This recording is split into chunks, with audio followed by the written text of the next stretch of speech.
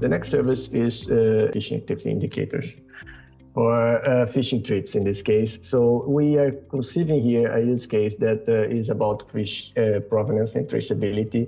So you can imagine that a certification entity would want to confirm that all the fish that's being catched is being catched in a specific FAI area. So you can see it here in the tuna can that this FAI area is identified. So how can this certification entity have a validation of the information that they received from the fishermen? They could use the service. So again, I will show how to retrieve the data. So again, back to the NextOcean store. We go to the service tab, we go to the fishing activity indicator fishing trip service, and we again have to define the area of interest. You have the details, the information about the service and the instructions to order. And here in the order tab, you have to define the area of interest. In this case, I will actually use a WKT string, which is another way of defining this area. So you can see the polygon already in the map. And here again, we have to define the time of interest. So in this case, I want to know all these fishing trips that occurred in this area during the summer of 2018. So I'm selecting 3 months here, from July to the end of September.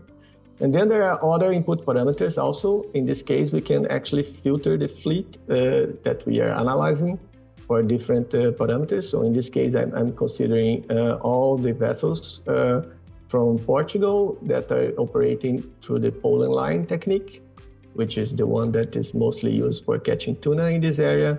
And once I have defined all those input parameters, I can order. I go directly to the My Orders page where I can retrieve these results again. Just pass to the next one. And we can see we will explore these results in the QGIS interface again. So once I open these layers, what you get from this service are 2 layers, one with the lines, which represent all the tracks of the vessels that from that specific fleet that we filtered when ordering. But the most interesting layer is this one, is the points. These points are the actual IAS emissions from these vessels.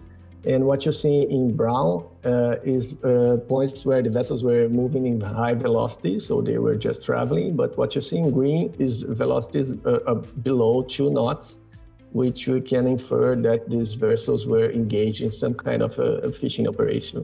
So what you see here now, once I overlay the FAI areas layer, you can see that some fishing activity occurred actually out of the area that was declared in the tuna can.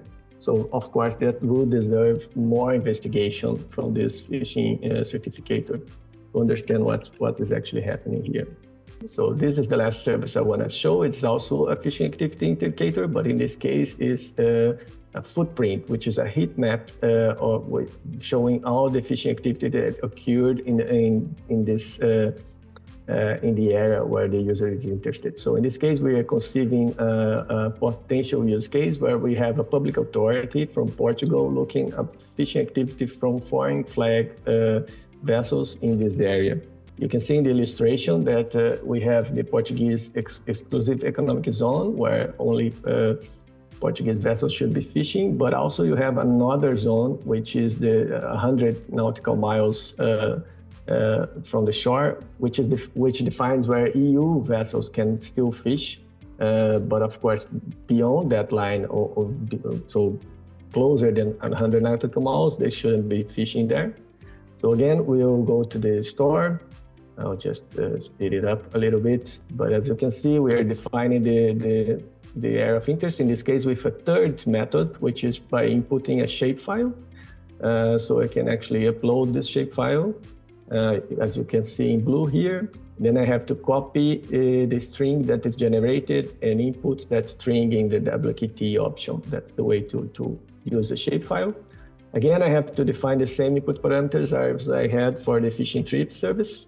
So the time of interest, I'm actually looking at the same time. So the summer of 2018, where we had a lot of fishing activity. In this case, I can actually define the resolution of the grid of this heat map. So I'm defining it as 5 kilometers. We can go from 1 kilometer all the way to, of course, 50 kilometers. Here, selecting also the fleet. As you can see, I select all vessels, but only those that are from Spanish flag.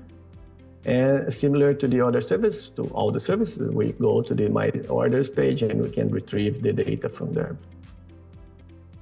So I'll move to the next one to show how this data looks like in QGIS. And here it is. So like I explained, this is a heat map where only the points, only the hours spent in fishing activity, so in very low velocities, are being showed in this heat map.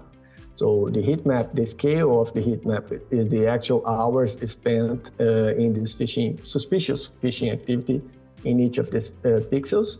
And as you can see, there are many pixels very close to the islands where we can think that maybe these vessels were just, I don't know, spending the night, but they could also be catching bait. That's another potential thing that could be happening. So again, it deserves more investigation so that we can understand what's actually happening.